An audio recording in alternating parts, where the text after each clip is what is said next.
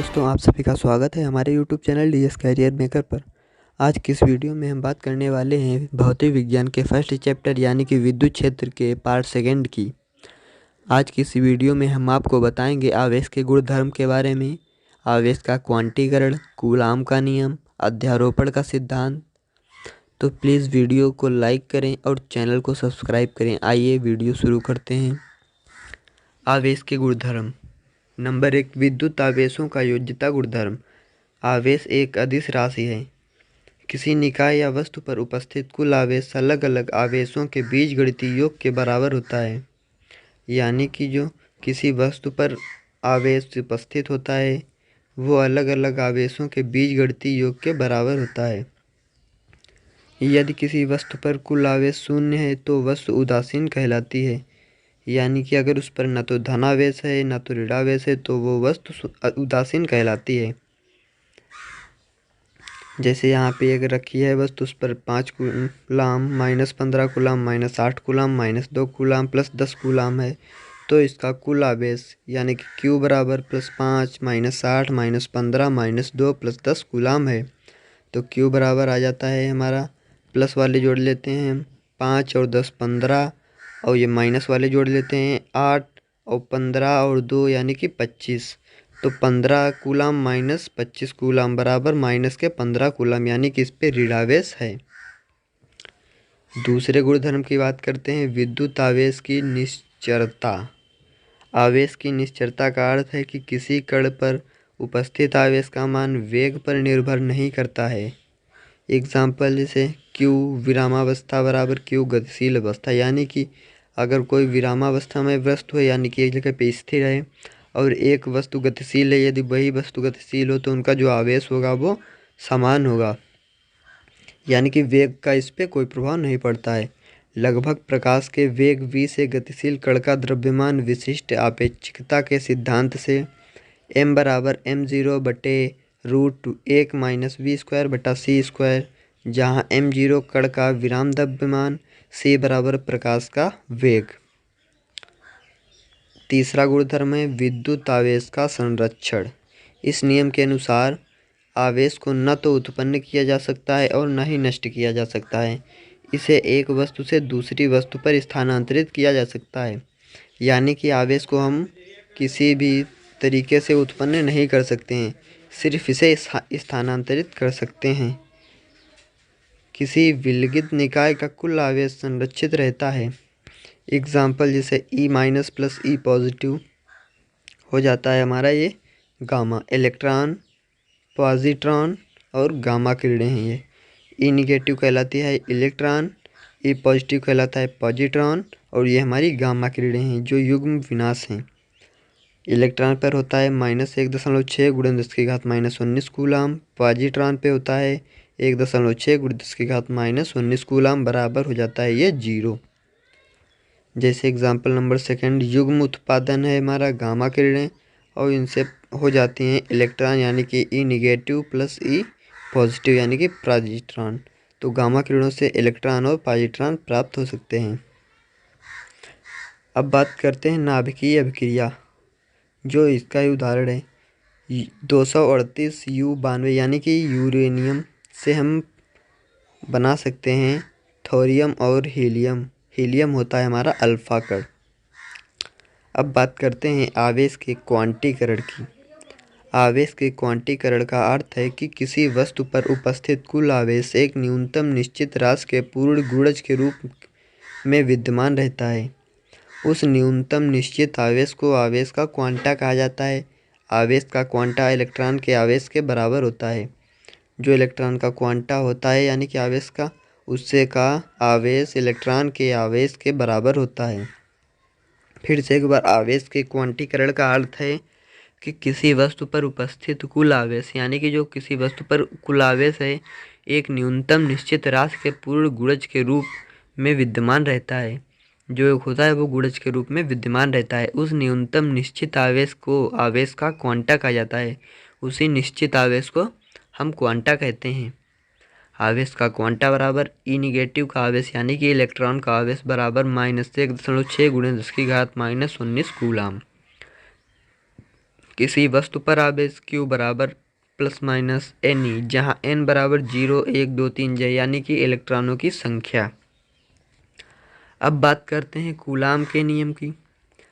इस नियम के अनुसार दो स्थिर बिंदुओं आवेशों के मध्य लगने वाला आकर्षण या प्रतिकर्षण बल दोनों आवेशों के परिमाणों के गुणनफल के समानुपाती तथा उनके मध्य की दूरी के वर्ग के व्युत्क्रमानुपाती होता है।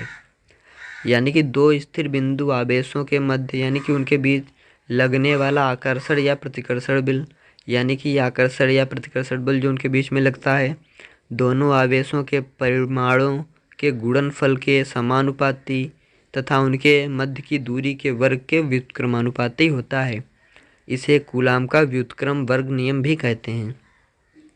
यदि दो बिंदु आवेश Q1 व Q2 एक दूसरे से r दूरी पर हों तब F समानुपाती होगा मॉड Q1 और मॉड Q2, जिसे हम समीकरण 1 से डिनोट करते हैं। F समानुपाती जो दूरी के वर्ग के व्युत्क्रमानुपाती होता है, यानी कि 1/r²। ये हो गया समीकरण 2। समीकरण 1 व 2 से F जो है वो समानुपाती Q1 Q2 बटे r²। जब हम समानुपाती का निशान हटा के बराबर का निशान लगाते हैं तो यहाँ पे K आ जाता है एक स्थिरांक, यानी कि जो है समानुपाती नियतांक। F बराबर K Q1 Q2 बटे r² हमारा फार्मूला रेडी हो जाता है। निर्वात के लिए K बराबर 1/4 पाई एप्सिलॉन 0 बराबर 9 × 10⁹ न्यूटन मीटर स्क्वायर बटे कूलाम स्क्वायर, जहाँ एप्सिलॉन नॉट यानी कि एप्सिलॉन 0 निर्वात की विद्युतशीलता है, जिसका मान 8.854 × 10⁻⁻12 कूलाम स्क्वायर बटे न्यूटन मीटर स्क्वायर होता है। अतः निर्वात में जो हमारा बल होता है वो होता है F बराबर 1/4 pi epsilon not Q1 Q2 बटे r²। एप्सिलॉन नॉट की विमा क्या होती है? एप्सिलॉन नॉट बराबर होता है 1/4 पाई F डॉट Q1 Q2 बटे r²। तो एप्सिलॉन नॉट की विमा Q² बटे F r², यानी कि F से हमारा बल की विमा Q² की विमा हो जाएगी A1 T1 का होल स्क्वायर बटे F की विमा है हमारी m की पावर 1 l की पावर 1 t की पावर -2। r की विमा होती है l, तो r² की विमा हो जाएगी l²। जब हम इसको सॉल्व करते हैं तो हमारी एप्सिलॉन नॉट की विमा यानी कि निर्वात की विमा आ जाती है m की पावर -1 l की पावर -3 t की पावर 4 a की पावर 2। यदि दोनों आवेशों के मध्य कोई माध्यम भरा हो तो कूलाम बल F माध्यम बराबर, यानी कि किसी माध्यम में कूलाम बल क्या होता है, तो F माध्यम बराबर 1/4 पाई एप्सिलॉन Q1 Q2 बटे r², जहाँ एप्सिलॉन होती है माध्यम की विद्युतशीलता। अब बात करते हैं परावैद्युतांक एप्सिलॉन r। किन्हीं दो आवेशों के मध्य निर्वात में लगने वाले बल तथा उन्हीं आवेशों के मध्य माध्यम में लगने वाले बलों का अनुपात परावैद्युतांक या आपेक्षिक विद्युतशीलता कहलाता है। परावैद्युतांक यानी कि एप्सिलॉन r बराबर निर्वात या वायु में आवेशों के मध्य बल यानी कि F बटे उन्हीं आवेशों पर माध्यम में लगने वाला बल यानी कि Fr।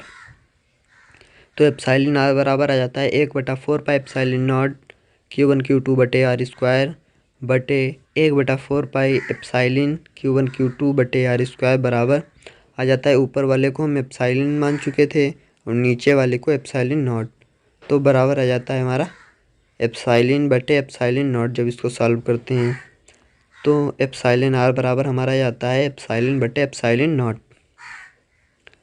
अब बात करते हैं निर्वात की, हवा की, कांच की, अभ्रक, आसु जल सुचालक के परावैद्युतांक के बारे में। उपरोक्त से स्पष्ट है कि माध्यम की विद्युतशीलता तथा निर्वात की विद्युतशीलता का अनुपात परावैद्युतांक कहलाता है।